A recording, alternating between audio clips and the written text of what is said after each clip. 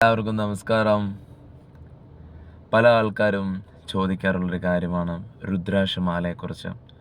രുദ്രാക്ഷം ധരിക്കുന്നതും അത് ഉപയോഗിക്കേണ്ട രീതി ക്രമീകരണങ്ങളൊക്കെ കുറിച്ച്.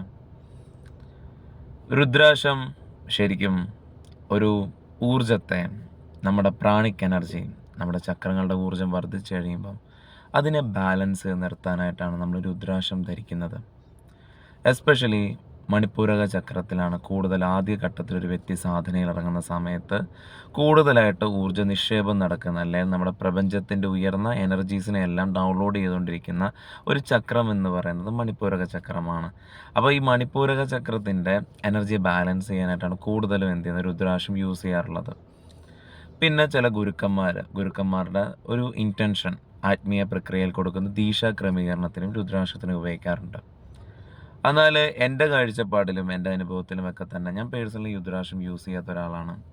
എന്നുവെച്ചാൽ എസ്പെഷ്യലി നമ്മുടെ ചക്രങ്ങൾ പൂർണ്ണ പ്രാപ്തിയിലെത്തുന്ന സമയത്ത് നമ്മുടെ രുദ്രാക്ഷം എന്ന് പറയുന്നത് ഒരു ഘട്ടം വരെ രുദ്രാക്ഷത്തിന് ഉപയോഗമുള്ളൂ. അത് കഴിഞ്ഞാൽ രുദ്രാക്ഷം നമ്മുടെ പ്രാണൻ്റെ എനർജി അത് വലിച്ചുകൊണ്ടെടുക്കും. ചില എനർജീസ് നമ്മുടെ എനർജിയെ ചോർത്താറുണ്ട്. അപ്പോൾ അതേപോലെ തന്നെ അങ്ങനൊരു ഇതാണ് രുദ്രാക്ഷം. അതിപ്പം ചക്രങ്ങൾ പൂർണ്ണം തുറന്നവരാവട്ടെ, ചക്രങ്ങൾ ഇനി ഏറ്റവും ലോ തട്ടിൽ നിൽക്കുന്നവരാവട്ടെ, അവർ രണ്ടും എന്ത് ചെയ്ത് രുദ്രാക്ഷം ഉപയോഗിക്കാതിരിക്കുന്നതാണ് ഏറ്റവും നല്ലത്.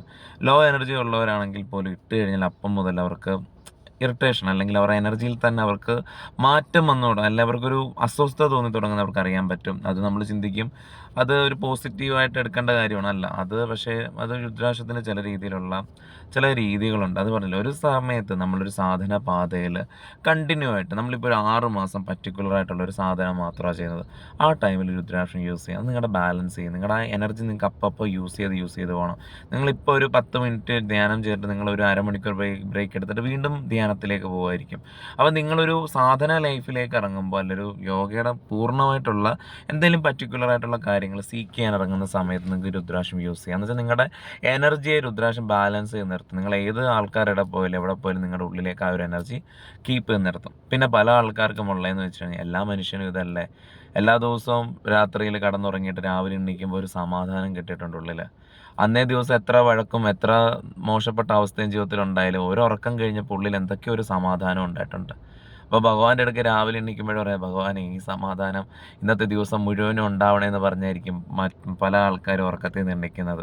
അപ്പം സമാധാനത്തിന് വേണ്ടിയിട്ടും അതേപോലെ തന്നെ ശാന്തിക്ക് വേണ്ടിയിട്ടൊക്കെ രുദ്രാക്ഷം ധരിച്ചിട്ട് ഒരു കാര്യം, രുദ്രാക്ഷത്തിൽ ശാന്തിയും സമാധാനവും ഒന്നുമില്ല. അതൊരു പർട്ടിക്കുലർ ആയിട്ടുള്ള ഒരു ഊർജ്ജം, അല്ലെങ്കിൽ ഒരു ഊർജ്ജത്തെ മെയിൻറ്റെയിൻ ചെയ്യാൻ വേണ്ടിയിട്ടുള്ളൊരു പ്രത്യേകത. നമുക്ക് പോസിറ്റീവ് എനർജി നമുക്ക് അല്ലെങ്കിൽ എന്താ പറയുക, പ്രോസ്പെരിറ്റിയോ അല്ലെങ്കിൽ നമ്മുടെ ശാന്തിയോ അങ്ങനെയുള്ളതൊന്നും അട്രാക്ട് ചെയ്യാനായിട്ടൊന്നും അല്ല രുദ്രാക്ഷം ധരിക്കുന്നത്, മനസ്സിലാക്കിയിരിക്കുക.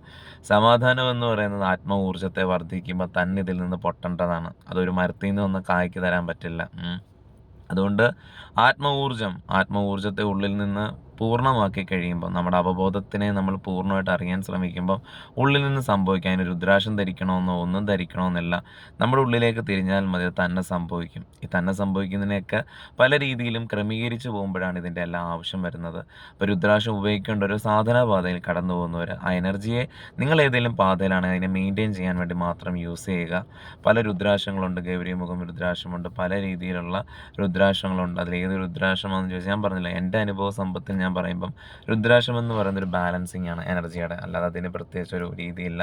നിങ്ങളുടെ എനർജി ലോ ആണെന്നുണ്ടെങ്കിൽ നിങ്ങൾ രുദ്രാക്ഷം യൂസ് ചെയ്യരുത്. ചക്രം നിങ്ങളൊരു സാധനം ഇല്ലെന്നുണ്ടെങ്കിൽ, നിങ്ങൾ പർട്ടിക്കുലറായിട്ട് ഒന്നും ചെയ്യുന്നില്ലെങ്കിൽ നിങ്ങൾ രുദ്രാക്ഷം യൂസ് ചെയ്യാൻ നിങ്ങൾക്കത് ദോഷമായി വരുള്ളൂ. രണ്ടാമത്തെ കാര്യം എന്ന് പറയുന്നത്, ഉയർന്ന തട്ടിലേക്ക് 84 ചക്രത്തിൻ്റെ മുകളിലേക്ക് നിങ്ങൾ കടന്നിട്ടുണ്ടെങ്കിലും നിങ്ങൾ രുദ്രാക്ഷം യൂസ് ചെയ്യരുത്. ഇങ്ങനെയുള്ള കാര്യങ്ങൾ ശ്രദ്ധിക്കുക. ദോഷം എന്നർത്ഥമാക്കുന്നത് ആ രുദ്രാക്ഷം ഒന്നും നിങ്ങളെ ദ്രോഹിക്കുന്നതല്ല, നിങ്ങളുടെ പ്രാണിക് എനർജിയുടെ ബേസ് ചെയ്തുകൊണ്ടാണ് ഞാൻ ഈ സംസാരിച്ചിരിക്കുന്നത്.